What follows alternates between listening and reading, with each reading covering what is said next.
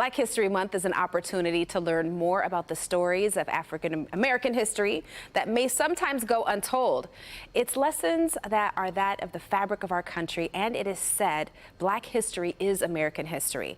And all month long, our sponsor, University of Detroit Mercy, has programming that it wants to invite you to be a part of to learn more about Black history. And joining us to talk about this are Roy Finkenbine, Professor of History and Department Co-Chair and Director of the Black Abolitionist Archive, Justin Williams, Associate Professor of History and Director of the African American Studies Program. Thank you both so much for being with us. Thank you. This is important. So you've got a lot going on this month with big events. Let's start with what's happening this Thursday night. Tell us about author Kidada Williams. Well, Kidada Williams is actually a local professor at Wayne State University, but she's written a big book, an important book called I Saw Death Coming that you see displayed here. And Kidada spent a lifetime really looking at the question of racial violence at different points in our history, violence against African Americans and how they survived, resisted, and acted with resilience. And this book talks about Reconstruction, when emancipation came in the South. That doesn't mean that white supremacy ended. And so there were a lot of instances of racial violence against blacks for trying to live, lives of economic acquisition, for trying to vote, for trying to do all those things. And this book comes out of a rich source that she's probably the most effective person so far to unpack. There were something called the KKK, or Ku Klux Klan hearings in the early 1870s that Congress carried out, and they got testimony from victims throughout the South of this. And she looks at the families, she looks at how they responded, and it's really a rich book, and we're looking forward to this on Thursday, and certainly we want everybody who has an interest in this to be there. I'm sure that will be a very deep conversation that takes place on Thursday. Now, on February 24th, there is a larger panel discussion called The Talk. Now, what will this cover? The Talk is about the discussion that African American parents have with their children, especially as they're coming of age, about how to interact with law enforcement. So it's going to be an interesting discussion because we're going to have African American parents from a wide range of backgrounds, whether they're professors, some of them are actually former and current members of law enforcement.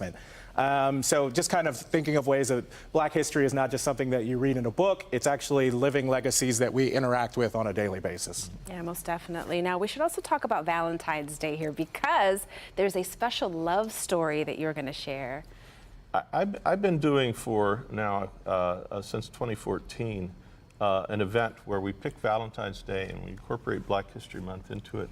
We talk about couples that ran away for freedom and freedom for their children, if they had children yet, on the Underground Railroad. And this year we're going to be talking about a Michigan story, and that's Adam and Sarah Crosswhite and their children. They ran away from slavery in Kentucky. They made it to Marshall, Michigan. Were living their lives just fine, had gotten a place to live, had friends in the community, and all of a sudden slave catchers rounded them up and were trying to take them back to Kentucky.